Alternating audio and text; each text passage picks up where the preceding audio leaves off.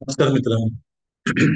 प्रकाश गलांडे बीड केअरच्या वतीनं साप्ताहिक चालू घडामोडी या सदरामध्ये आपलं सहर्ष स्वागत करतोय.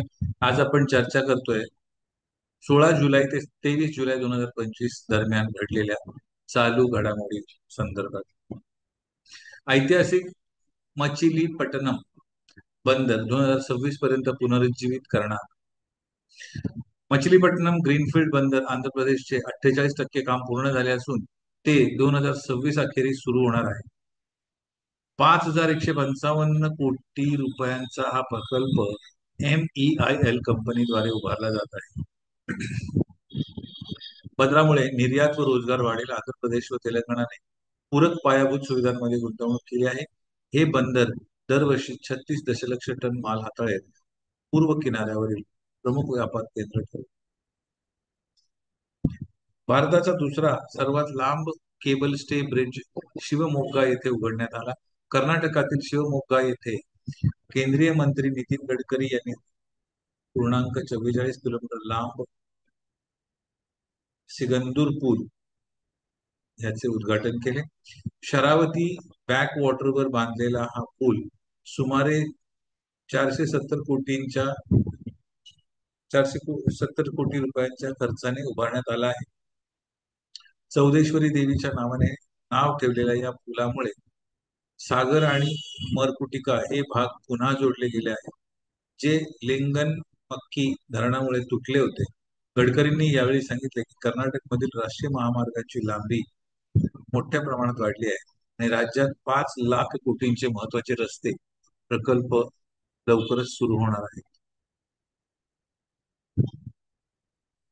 हिमंता बिस्वा शर्मा यांनी आसाममध्ये भारताचा पहिला अक्वाटेक पार्क सुरू केला.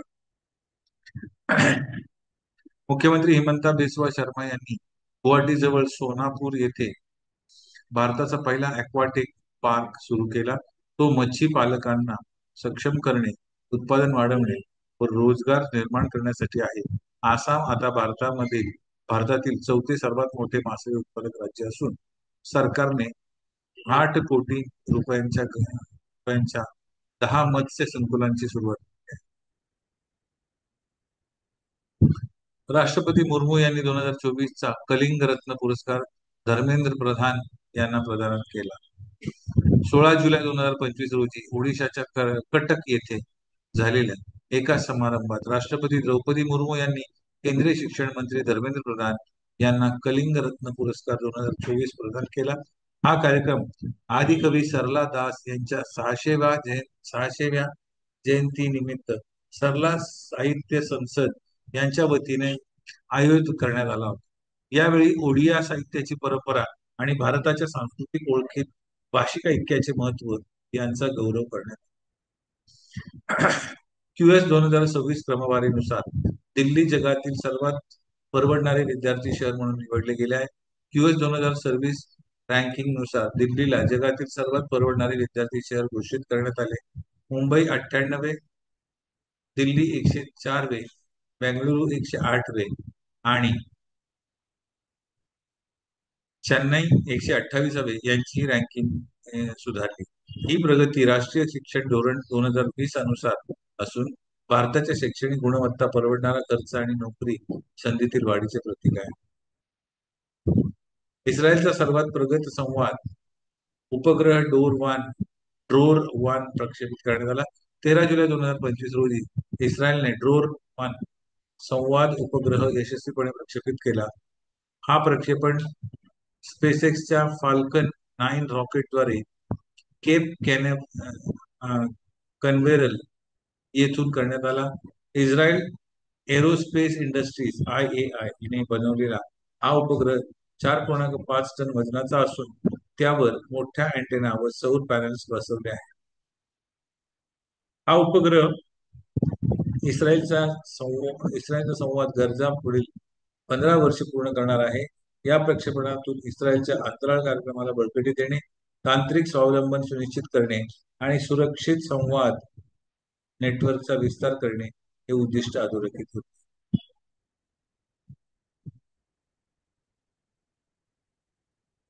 बिहारमध्ये निवडणुकीपूर्वी दरमहा 125 युनिट पर्यंत मोफत वीज जाहीर. बिहारचे मुख्यमंत्री नितीश कुमार यांनी जाहीर केले की 1 ऑगस्ट 2025 पासून प्रत्येक घरगुती वापरासाठी दरमहा 125 युनिट पर्यंत मोफत वीज दिली जाईल, ज्याचा सुमारे 1,67 कोटी कुटुंबांना फायदा होईल. कुटीर ज्योती योजनेअंतर्गत गरिबांच्या घरांमध्ये सौर पॅनल बसवले जातील आणि 3 वर्षात 10,000 मेगावॅट सौर क्षमतेचे उद्दिष्ट ठेवण्यात आले आहे. ही योजना आर्थिक दिलासा, स्वच्छ ऊर्जा वाढवणे, सर्वसमावेशक शासन आणि निवडणूक धोरणाशी सुसंगत आहे.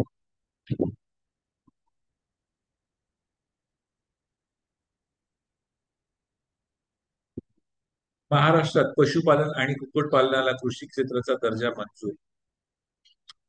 महाराष्ट्र हा पशुपालन आणि कुक्कुटपालनाला कृषी क्षेत्राचा दर्जा देणारा देशातील पहिले राज्य ठरले आहे. यामुळे 3,7 दशांश कोटींपेक्षा अधिक शेतकऱ्यांना अनुदानित वीज, कृषी कर्ज, कर सवलत आणि सौर उपकरणांवर अनुदान मिळू शकेल. या निर्णयामुळे पोल्ट्री, दुग्ध व्यवसाय, मत्स्य व्यवसाय आणि लहान जनावरांचे पालन या क्षेत्रांना फायदा होईल आणि ग्रामीण अर्थव्यवस्थेत दरवर्षी 7,000 कोटींपेक्षा अधिक वाढ होण्याची शक्यता आहे. ही पावले शास्त्रीय पद्धतीने पशुधन विकास करण्याच्या राष्ट्रीय उद्दिष्टांशी सुसंगत आहे. युलिया स्विरिडेन्को यांची युक्रेनच्या नवीन पंतप्रधानपदी नियुक्ती करण्यात आली. युलिया स्विरिडेन्को यांची युक्रेनच्या नवीन पंतप्रधानपदी नियुक्ती झाली आहे. यांनी डेनिस श्मिहाल यांची जागा घेतली असून श्मिहाल आता संरक्षण मंत्री आहेत. रशिया युक्रेन युद्धाच्या पार्श्वभूमीवर झाली असून ती नेतृत्व अधिक पुनरुत्थान आणि आंतरराष्ट्रीय भागीदारी मजबूत करण्याच्या झेलेन्स्कीच्या प्रयत्न दर्शवते.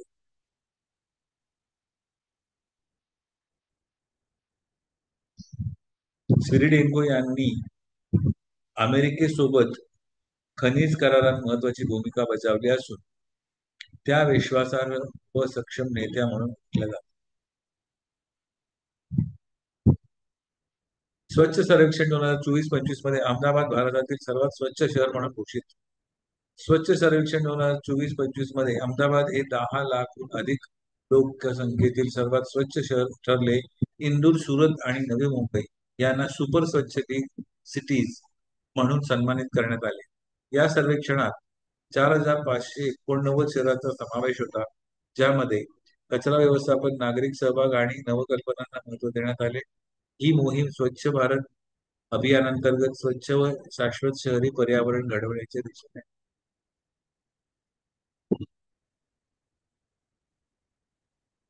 शुभांशु शुक्ला पृथ्वीवर परतले.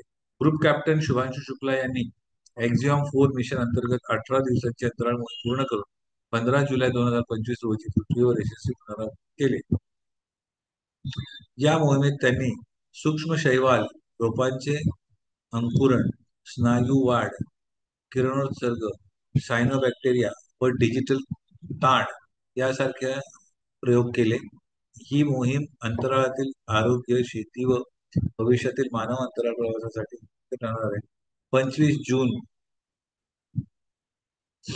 2025 रोजी स्पेसएक्स ड्रॅगॉनद्वारे सुरू झालेल्या या मोहिमेत अमेरिका, पोलंड व हंगेरीचे अंतराळवीरही सहभागी होते. आंतरराष्ट्रीय न्याय दिन 2025 दिनांक आणि महत्व. आंतरराष्ट्रीय न्याय दिन 2025 जो 17 जुलै रोजी साजरा केला जातो, हा रोम विधान संहितेच्या स्वीकृती व आंतरराष्ट्रीय फौजदारी न्यायालयाच्या स्थापनेचे स्मरण करून देतो. या दिवशी न्याय, मानवाधिकार, जबाबदारी आणि कायद्याचे राज्य यांना प्रोत्साहन दिले जाते. विशेषतः जेव्हा जगभरात संघर्ष आणि मानवाधिकारांचे उल्लंघन सुरू असते, त्या दिवशी संस्था आणि नागरिक समाज एकत्र येऊन जनजागृती, ऐक्य आणि दंडमुक्तीला अंत देण्यासाठी जागतिक बांधिलकी यांना चालना देतात. मैसूर भारताच्या सर्वात स्वच्छ शहरांच्या लीगमध्ये सामील. बेंगळुरू 36व्या क्रमांकावर पोहोचले. स्वच्छ सर्वेक्षण 2024-25 मध्ये बंगळुरूने लाखो लोकसंख्या असलेल्या शहरांमध्ये आपले स्थान 125 वरून 36व्या क्रमांकावर नेले. परंतु शौचालय स्वच्छता आणि लँडफिल पुनर्वसन या बाबतीत अजूनही मागे आहे. दरम्यान म्हैसूरने दीर्घकालीन स्वच्छता, समुदाय सहभाग आणि सफाई उत्कृष्टतेमुळे सुपर स्वच्छ लीग मध्ये स्थान मिळवून सर्वांचे लक्ष वेधले. हे निष्कर्ष कर्नाटकाच्या शहरी कचरा व्यवस्थापन, सार्वजनिक स्वच्छता आणि स्वच्छ भारत अभियान शहरी या व्यापक उद्दिष्टांच्या अंमलबजावणीत प्रगती व उणीवा दर्शवतात. Junior national rugby sevens championship 2025 मध्ये बिहारने U18 मुलांचा किताब जिंकला. बिहारने 10व्या junior national rugby sevens championship 2025 मध्ये U18 मुलांचा किताब जिंकला. अंतिम सामन्यात ओडिशाच्या 17-15 असा पराभव करत ऐतिहासिक दुहेरी विजय पूर्ण केला. कारण याआधी त्यांनी U18 मुलींचा किताबही जिंकला होता. गोल्डन कुमार आणि सनी कुमार यासारख्या खेळाडूंनी दिलेल्या उत्तम कामगिरीमुळे बिहार अपराजित राहिला आणि महाराष्ट्र व दिल्ली सारख्या टॉप संघांसोबत राष्ट्रीय पातळीवर आपले वर्चस्व दाखवले. ही स्पर्धा भारताच्या वरिष्ठ रग्बी संघासाठी महत्वाचा प्रतिभा स्त्रोत मानले जाते.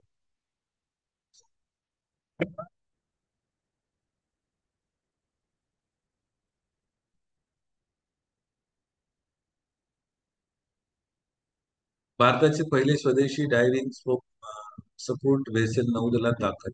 18 जुलै 2025 रोजी INS निस्तार नौदलात समाविष्ट झाले. हे भारताचे पहिले स्वदेशी डायव्हिंग सपोर्ट व्हेसल आहे, जे हिंदुस्थान शिपयार्ड लिमिटेडने डिझाईन व तयार केले आहे.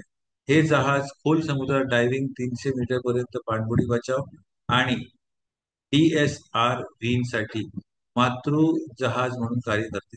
80% स्वदेशी सामग्री, 120 हून अधिक MSMEचा सहभाग आणि प्रगत तंत्रज्ञानामुळे हे जहाज भारताच्या पाणबुडी क्षमता बळकट करते आणि आत्मनिर्भर भारत अभियानाशी सुसंगत आहे. आंतरराष्ट्रीय गणित ऑलिम्पियाड 2025 मध्ये भारताचा 7वा क्रमांक जागतिक पातळीवर उजळले नाव. आंतरराष्ट्रीय गणित आणि ऑलिम्पियाड IMO 2025 मध्ये भारताने 110 देशांपैकी जागतिक स्तरावर 7वा क्रमांक पटकावला. भारताने 3 सुवर्ण, 2 रौप्य आणि 1 कांस्य पदक जिंकून राष्ट्रीय सर्वोच्च गुणसंख्या 193/252 अशी नोंदवली. CSEच्या मजबूत पाठबळासह आणि प्राध्यापक शांत लईश्राम यांसारख्या तज्ज्ञांच्या मार्गदर्शनाखाली भारताच्या या कामगिरीने देशातील ऑलिम्पियाड यंत्रणेचा वाढता यश आणि जागतिक गणित स्पर्धांमधील सातत्यपूर्ण प्रगती दर्शवली. IICTच्या मुंबईतील पहिल्या कॅम्पसचे उद्घाटन केंद्रीय मंत्री अश्विनी वैष्णव आणि महाराष्ट्राचे मुख्यमंत्री देवेंद्र फडणवीस यांच्या हस्ते मुंबईत Indian Institute of Creative Technology IICTचे उद्घाटन भारताच्या क्रिएटिव्ह टेक इकॉनॉमीमध्ये एक परिवर्तन घडवणारा टप्पा ठरतो. हे संस्थान VFX, XR, एनिमेशन आणि गेमिंग यामध्ये उद्योगाशी सुसंगत शिक्षण प्रदान करेल आणि गुगल, मेटा, मायक्रोसॉफ्ट, ऍपल यासारख्या जागतिक कंपन्यांसोबत भागीदारीत काम करेल. कुशल व्यावसायिक घडवण्याच्या उद्देशाने स्थापन झालेल्या या IICT संस्थांमुळे ABGC XR क्षेत्राचा विकास होईल आणि भारत एक जागतिक डिजिटल कंटेंट हब म्हणून पुढे येईल. NSDL पेमेंट्स बँकेचा RBIच्या दुसऱ्या अनुसूचित समावेश. NSDL पेमेंट्स बँकेचा RBIच्या दुसऱ्या अनुसूचित समावेश. NSDL पेमेंट्स बँक लिमिटेडचा समावेश रिझर्व्ह बँक अधिनियम 1934च्या दुसऱ्या अनुसूचित करण्यात आले असून ती आता अनुसूचित बँक ठरली आहे. या दर्जामुळे बँकेला रिझर्व्ह बँकेच्या विविध सुविधांचा लाभ घेता येईल. क्लिअरिंग हाऊसचे सदस्यत्व मिळू शकेल आणि तिची नियामक विश्वासार्हता वाढेल. अल्पसं अल्पसेवित लोकांसाठी डिजिटल बचत आणि पैसे पाठवण्याच्या सेवांमध्ये विशेष काम करणाऱ्या NSDL पेमेंट्स बँकेचा हा समावेश तिच्या आर्थिक स्थैर्याची नियामक नियमांचे पालन करण्याची क्षमता आणि RBIच्या सार्वजनिक हिताच्या निकषांची सुसंगती दर्शवते. भारताचा पर्यटन क्षेत्र आणि विजन 2047 $32 ट्रिलियन अर्थव्यवस्थेकडे वाटचाल. भारत 2047 पर्यंत पर्यटन क्षेत्राचा GDP मध्ये वाटा सध्याच्या 5 ते 6% वरून 10% पर्यंत वाढवण्याचे उद्देश लक्ष ठेवत आहे, जे $32 ट्रिलियन अर्थव्यवस्थेच्या विजनची सुसंगत आहे. धार्मिक, साहसी, वैद्यकीय आणि सांस्कृतिक पर्यटन हे मुख्य प्रकार आहेत. आवश्यक पायाभूत सुविधा, पर्यावरणीय समस्या आणि मानकीकरणाच्या अभावासारख्या अडचणींवर स्वदेश दर्शन, प्रसाद आणि वैद्यकीय पर्यटन प्रोत्साहन यासारख्या योजनांद्वारे उपाय केले जात आहेत. शासन रोजगार निर्मिती, ई-व्हिसा सुविधा आणि शाश्वत पर्यटनाच्या माध्यमातून समावेशी आणि लवचिक पर्यटन वाढ सुनिश्चित करण्यावर भर देत आहे.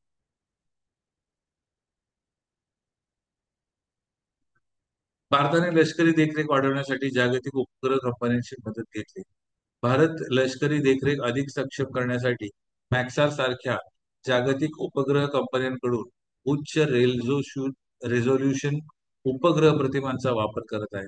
हे पाऊल चीनने ऑपरेशन सिंधूर दरम्यान पाकिस्तानला दिलेल्या पाठिंब्याच्या पार्श्वभूमीवर उचलण्यात आले आहे. SBS-3 कार्यक्रमांतर्गत 2029 पर्यंत 52 उपग्रह प्रक्षेपित केले जाणार असून हे उपग्रह डिफेन्स स्पेस एजन्सी मार्फत चालवले जातील.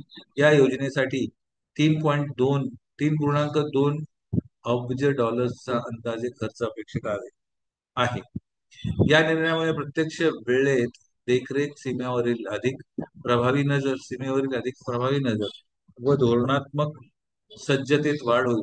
मात्र डेटा सुरक्षेसह बाह्य अवलंबित्व यासारख्या काही आव्हानांनाही तोंड द्यावे. इंग्लंडला पुढील 3 वर्ल्ड टेस्ट चॅम्पियनशिप फायनल्स चे यजमानपद बहाल करण्यात आले. 2027, 2029 टेस्ट चॅम्पियनशिप फायनल्सचे यजमानपद बहाल करण्यात आले. इंग्लंड आणि वेल्स क्रिकेट बोर्डाला ECB 2027, 2029 आणि 2031च्या ICC वर्ल्ड टेस्ट चॅम्पियनशिप फायनल्सचे यजमानपद बहाल करण्यात आले आहे.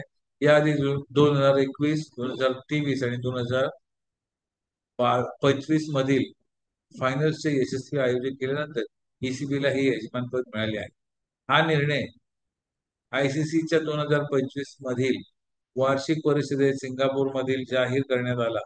इंग्लंडच्या समृद्ध क्रिकेट वारसा आणि भक्कम पायाभूत सुविधा लक्षात घेता हा निर्णय टेस्ट क्रिकेटचा जागतिक दर्जा अधिक बळकट करण्यासाठी, चाहत्यांचा सहभाग वाढवण्यासाठी आणि या प्रतिष्ठित स्पर्धेचे सातत्य राखण्यासाठी करण्यात आला.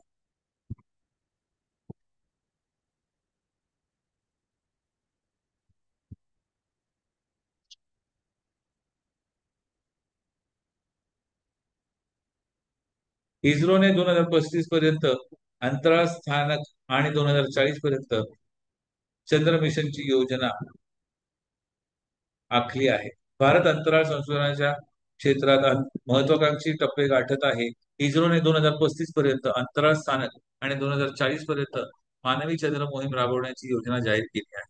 अध्यक्ष V. नारायणन यांच्या नेतृत्वाखाली इस्रोने आधीच आदित्य L1 सौर मोहीम आणि डॉकिंग प्रयोगांसारखी तांत्रिक कामगिरी पार पाडली आहे आणि आता शुक्र ग्रहाच्या कक्षेत पाठवायच्या मोहिमेची तयारी सुरू आहे.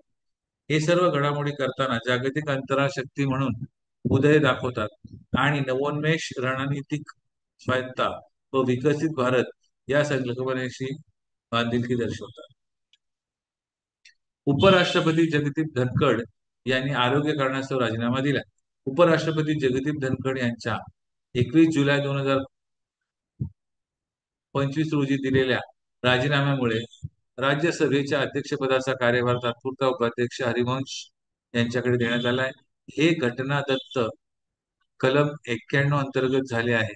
कलम 63 ते 71 आणि उपराष्ट्रपती निवडणूक नियम 74 अंतर्गत 60 दिवसांच्या आत राष्ट्रपती पदाची निवडणूक घेणे बंधनकारक आहे. ही निवडणूक 788 खासदारांच्या निवडणूक मंडळामार्फत पार पडते. नवीन उपराष्ट्रपती पदासाठी उमेदवार भारतीय नागरिक असावा, वय किमान 35 वर्ष असावे आणि राज्यसभेसाठी पात्र असावा. धनखड यांचा राजीनामा केवळ एक महत्वाची निवडणूक सुरू करतो असे नाही, तर कार्यकारी आणि विधिमंडळ यांच्यातील बदलत्या नातेसंबंधांची झलक देतो. मतदार पात्रता पडताळणी संदर्भात आधार, मतदार ओळखपत्र आणि रेशन कार्ड यावर निवडणूक आयोगाची भूमिका. भारताच्या निवडणूक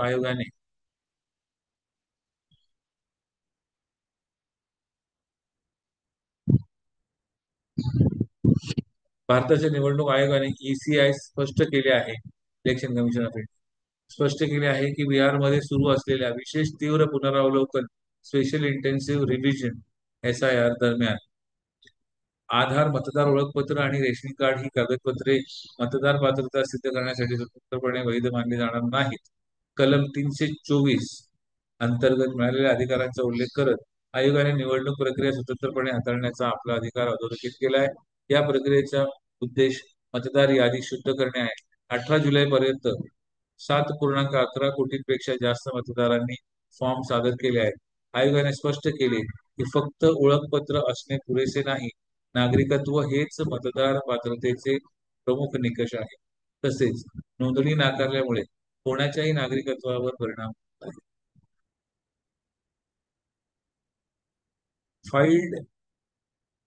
FID वर्ल्ड कप 2025 भारतात आयोजित केला जातो. FID वर्ल्ड कप 2025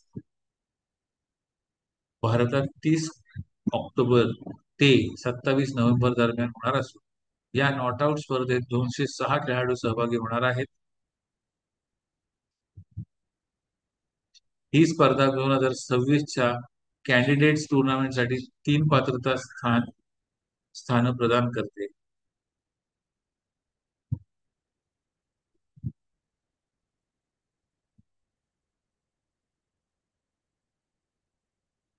भारताची आंतरराष्ट्रीय स्तरावरील भक्कम कामगिरी आणि इथली श्रीमंत बुद्धिबळ परंपरा यामुळे भारत हा या स्पर्धेसाठी आदर्श यजमान ठरत आहे.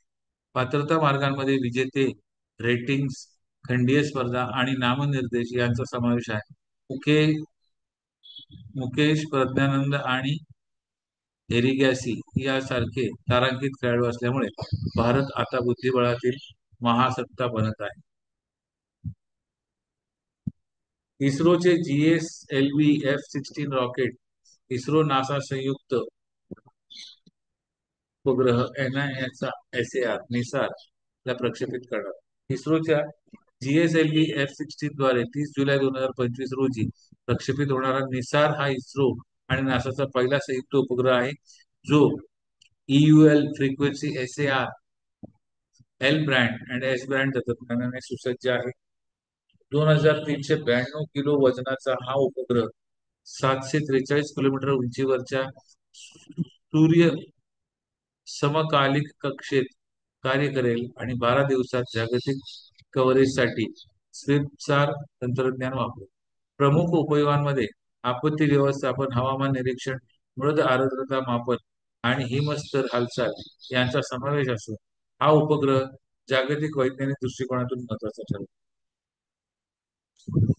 राष्ट्रीय ध्वज दिन 2025 तिरंग्याच्या स्वीकृतीचा सन्मान. राष्ट्रीय ध्वज दिन 2025 हा 22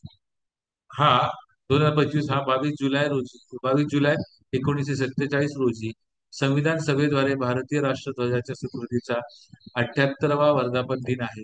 तिरंगा म्हणून ओळखला जाणारा हा ध्वज केशरी रंग बलिदानाचे, पांढरा रंग शांततेचे आणि हिरवा रंग विकासाचे प्रतीक आहे. अशोक चक्र धर्म आणि प्रगतीचे प्रतीक मानले जाते. या दिवशी ध्वजारोहण समारंभ, जनजागृती मोहिमा आणि शैक्षणिक उपक्रम आयोजित केले जातात, जे देशभक्ती, राष्ट्रीय अभिमान आणि भारतीय ध्वज संहितेचे पालन यांचा प्रसार करतात. भारताच्या उपराष्ट्रपती पदाचा राजीनामा काय आहे? भारतीय संविधानातील कलम 67 अनुसार उपराष्ट्रपती राष्ट्रपतींना लेखी स्वरूपात राजीनामा देऊन पदाचा त्याग करू शकतो. कलम 67 चे ब आणि क उपकलमांसह हे कार्यालयासाठी एक स्पष्ट आणि सुव्यवस्थित राजीनामा प्रक्रिया निश्चित करतात. उपराष्ट्रपती राजीनामा देताच किंवा पदावरून हटवल्यास कलम 68(2) नुसार 60 दिवसांच्या आत निवडणूक घेणे बंधनकारक आहे. उपराष्ट्रपतीची निवडणूक लोकसभा आणि राज्यसभेच्या सदस्यांच्या निवडणूक मंडळाद्वारे केली जाते. जगदीप धनखड यांच्या अलीकडील राजीनाम्यामुळे या तरतुदी प्रत्यक्षात कशा कार्यरत होतात याचे उदाहरण समोर आहे. अमेरिका युनेस्कोमधून पुन्हा बाहेर पडले. 2 वर्षापूर्वी सदस्यत्व घेतले होते. अमेरिकेने राष्ट्राध्यक्ष डोनाल्ड ट्रम्प यांच्या नेतृत्वाखाली वोक विचारसरणी आणि इस्रायल विरोधी पक्षपाताचा आरोप करत युनेस्को मधून पुन्हा बाहेर पडण्याचा निर्णय घेतला आहे. या निर्णयाचे इस्रायलने स्वागत केले तर युनेस्कोने टीका केली. त्यामुळे जागतिक शिक्षण व वारसा धोरणामध्ये अमेरिकेचा प्रभाव कमी होण्याची शक्यता असून चीनचा प्रभाव वाढू शकतो. सुहानी शाह FISM 2025 मध्ये जादूगारांचा ऑस्कर जिंकणारी पहिली भारतीय बनली. राजस्थानच्या सुहानी शाह हिने इटालीतील FISM वर्ल्ड चॅम्पियनशिप मध्ये बेस्ट मॅजिक क्रिएटर 2025 पुरस्कार जिंकून पहिली भारतीय म्हणून इतिहास रचला. तिने ऑनलाईन मॅजिक श्रेणीत जागतिक स्पर्धकांना हरवले. जादू, मानसशास्त्र आणि कथा सांगणे यांचे मिश्रण हे तिचे वैशिष्ट्य आहे.